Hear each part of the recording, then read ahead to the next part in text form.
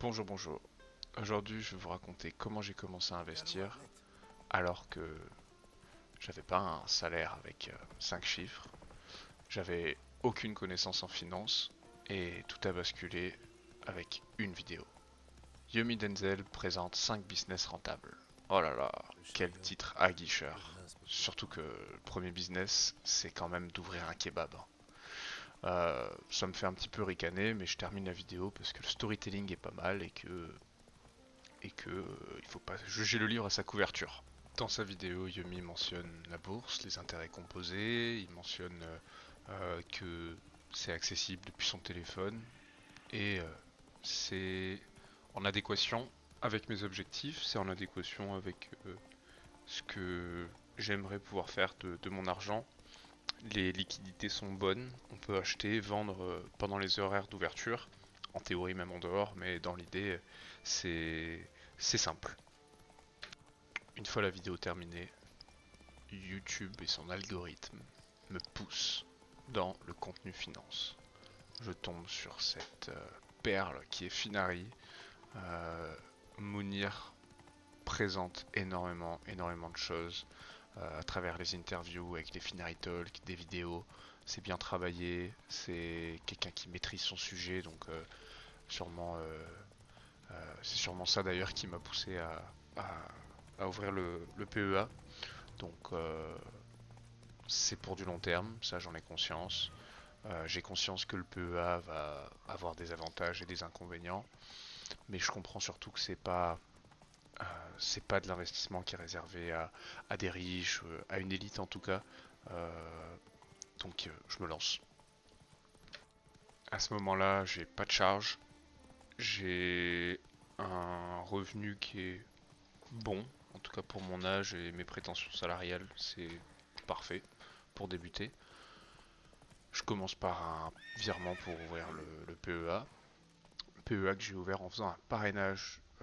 N'hésitez pas à demander à votre entourage s'ils n'ont pas des codes ou des offres de parrainage, à voir si les courtiers proposés sont intéressants pour les PEA. Mais je vous recommande de le faire parce que on crache pas dessus. S'il y a un petit bonus, même 100, 150 euros, si ça peut être votre premier ordre, c'est pas mal. Donc j'ouvre ce PEA chez Boursorama et mon premier ETF est le WPEA. Il venait d'ouvrir à ce moment-là. L'encours était super bas, donc il n'y a pas énormément de recul pour savoir s'il va bien suivre un indice. En tout cas, je me lance parce que il faut prendre date. Et bon, bah, au pire, je perdrai un petit peu et j'aurais essayé. Je passerai à un autre business. J'irai ouvrir un kebab par exemple. En tout cas, je fais la sélection de cet ETF.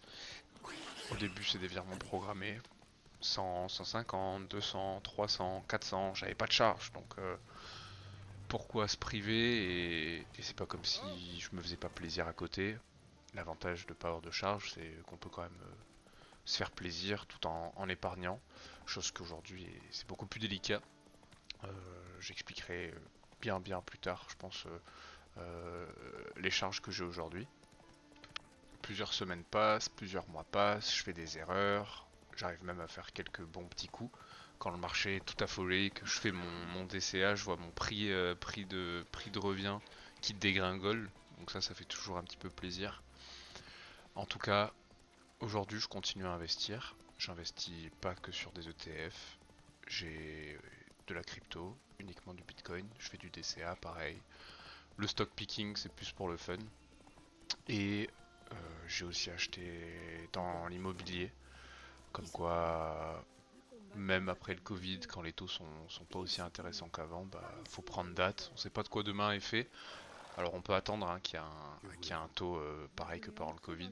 Ça serait top. Si j'avais pu négocier ça, j'aurais signé direct.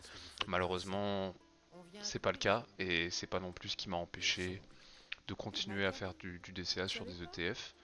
Je fais une performance à plus de 10% euh, parce que j'ai cette régularité.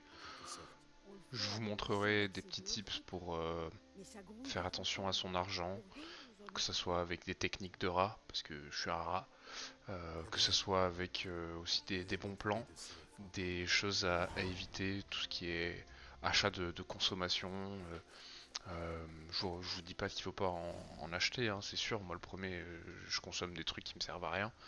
Mais parfois, le fait de partager ce qu'il faut pas faire, c'est pour moi aussi un moyen de, de m'en rappeler qu'il faut pas faire certaines choses. Donc voilà le contenu que je présenterai. Je suis un mec lambda qui va faire des vidéos où je vais faire des fautes d'orthographe, la qualité de mon micro va être éclatée, mais j'avais envie de faire quelque chose sur mon temps libre. Et si ça peut aider des gens, bah, ça sera une mission réussie. Je vous souhaite une bonne journée et hâte de faire une prochaine vidéo. Au revoir.